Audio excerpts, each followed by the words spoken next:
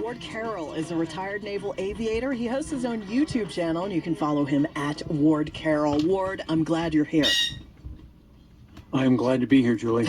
I'm glad on several levels. One, I always enjoy talking to you. But two, this back and forth over the Vance Walz military service makes me really uncomfortable. Yeah, it's not unexpected, but disappointing. You know, vet on vet violence is never good. And you know, it's been hard on Twitter, particularly, or X, to sort of ferret out what is the truth. I think there's been some sober reporting by our good friend Dan Lamont and others, you know, at some major newspapers in the last 12 hours that kind of cleared up. I met virtually Tim Walz when he was running for Congress back in 2006. He was on my podcast. I was a Gen 1 podcaster, and I had a podcast when I was the editor of military.com. When you and I first met, and I was on your show in the early days, it was called From the Editor's Desk. So Tim was running for Congress, had just retired from the Minnesota National Guard, and then he was on again after he won that race, you know, a year or so later.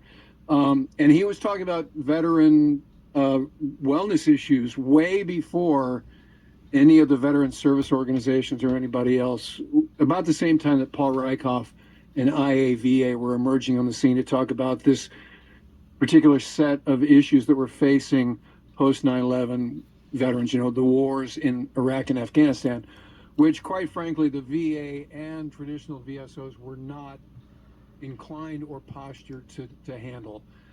So, you know, Tim was early to flagging some of these issues that turned out to be a real big deal. My goodness. So are we close to adjudicating who is right and wrong in this debate? I think so. So let's talk about some of the you know, inarguable, you know, sides of this, and then some of the gray areas that I think the Harris-Walz campaign have got to clean up going forward. So first off, he served honorably in great standing as a member of the Minnesota National Guard for 24 years. He rose to the rank of acting command sergeant major. You know, Army purists are making a big deal about the fact that he was not a schoolhouse trained, permanently assigned command sergeant major for the unit he was in, but he did act in that role. So when he says, I was the command sergeant major, that's technically correct.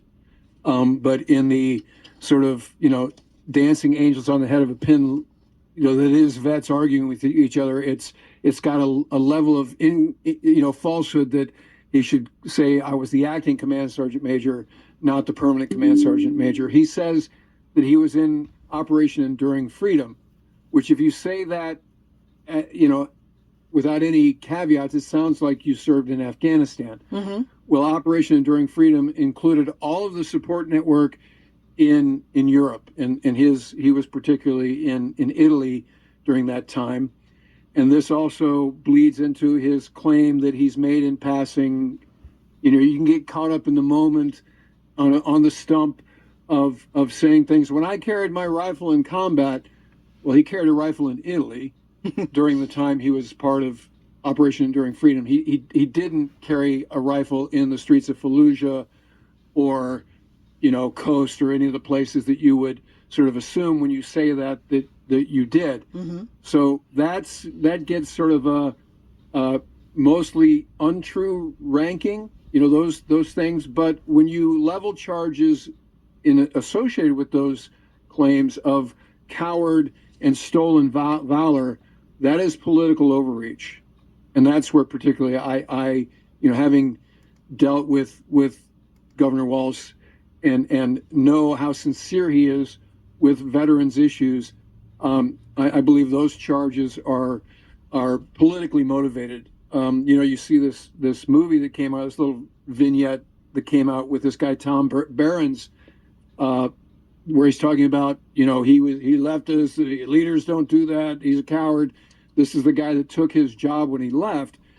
As I watched this, I'm thinking this is wildly disingenuous and insincere because you know damn well that you know the rising command sergeant mentioned this guy Tom Behrens was really happy that Tim Walz left because now he's in charge. And anecdotally, he did a fantastic job over there while they were there for 19 months. So I think he's probably not unhappy that Walz left legally with plenty of forewarning. He left to go do a thing. He wasn't running from something. He was running towards something. He didn't and, abandon the military. He didn't, right, because that's right. the claim and this that is he a life abandoned. of public service. Right. It's a if you extrapolate this, he could wind up being the commander in chief. Right. So I you know, and again, if you look at the legislation, what he's done for his community, what you know, how he's wired, it's just off to say that he's self-serving or he somehow left his unit hanging. Because the other nature of this, and I know this from being in fighter squadrons, it's always next man or woman up. Right? You lose a flight lead, you lose a commanding officer, you know, either unplanned or planned, next guy, next girl up. And just you're always ready. And it doesn't petition the you know any single individual within the unit. So I'm not buying that he left the whole unit hanging. They had plenty of forewarning that he was potentially not going to deploy with them.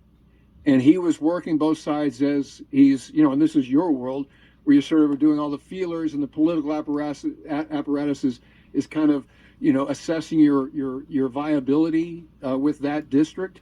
And suddenly it's like, yeah, I think you can win. So you can't have two hats now, Tim. What are you going to do? And he had to say, okay, I would like to be a member of Congress. And so he's all in, and that, you know, so turn the page. Chapter 2 is now upon you. And, you know, you cannot begrudge a guy for making that call. You know, it's a very personal thing to get in or stay out. My first novel is kind of about that. In the case of that book, Punk decides to stay in. It's not a linear choice, and it's not one that, you know, is in an Murphy movie. It's you know, it's multifactorial and it's very personal. I know this because, you know, my first novel was published. I had a 2-book deal. The advance looked like income. I thought I was going to be this thing, the next Tom Clancy. Meanwhile, 9/11 happened. Yep. Right. So it's like, okay, I've already kind of headed this way. And oh, by the way, if I stay in, I'm not flying in a squadron. Those days are over. So I'm going to do some admin job that's not really going to be, you know, all I've done for 20 years is go to sea on aircraft carriers. And the timing, you know, I mean, I had the 2-week war in Bosnia. And, you know, again, you talk about things like the titles of things. I was in Desert Storm, so I could say I'm a Desert Storm veteran, except I got there 7 or 6 months after the shooting stopped. Right. So it's still technically Desert Storm. I have a ribbon, but I will never say that I was actually dropping bombs or shooting down MiGs over Iraq in Desert Storm.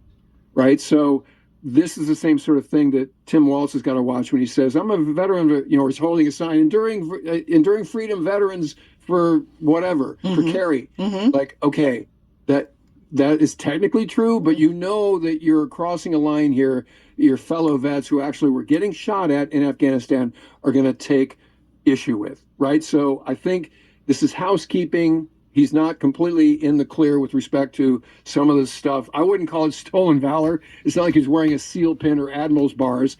You know, he what he lays claim to is, in fact, his to talk about. But I think he needs to clean up some of the details, which certainly he will. But otherwise, he served the nation well and laudably for 24 years, and he should be, you know, gratitude should be offered as a result of that. And Vance's service, which I understand was in journalism or PR, which immediately puts me in mind of Full Metal Jacket. Remember, in the rear with the gear. Absolutely. 100%. Absolutely. That's a good analogy. Right. Now, okay, so as you know, the trigger pullers could go, hey man, you're just a pencil pusher. Right in a desk. Yeah, but that's not what happened in Iraq and Afghanistan. They were downrange. Megan McClure, who I knew when I was working on the V-22 program right after I got out of the Navy, was killed in action. A lot of PAOs have been killed in the war. These wars without front lines and asymmetric threats, and anytime you left the wire, you were at risk, have changed the definition of being a trigger puller and being somebody in the rear with the gear. So I'm not going to judge J.D. Vance prima facie because he was a PAO and not an infantry guy. Mm-hmm.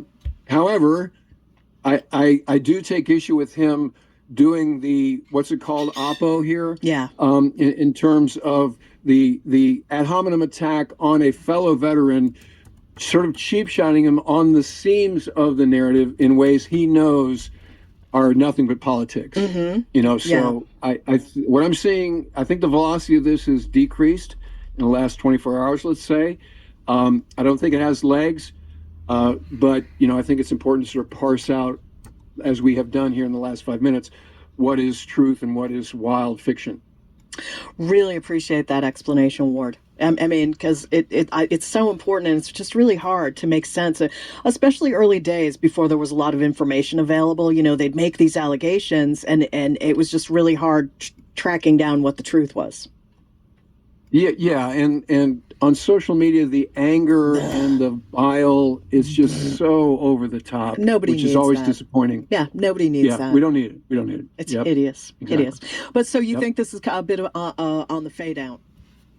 That's my sense. Mm-hmm. I've been wrong before, right? No. I've been wrong on your show. No, before. Heavens no. Not that I recall. I know. No, absolutely not. But it is. But it strikes me like this is, because I think, organizations like New York Times and Washington Post and others, not-for-profits are doing timeline analysis and sort of separating chaff from wheat. And so I think that when you look at the facts, it's like, okay, this really, he served honorably, move on. Mm-hmm. Right. And can we just be happy that there's two veterans who are on the tickets? Apparently not.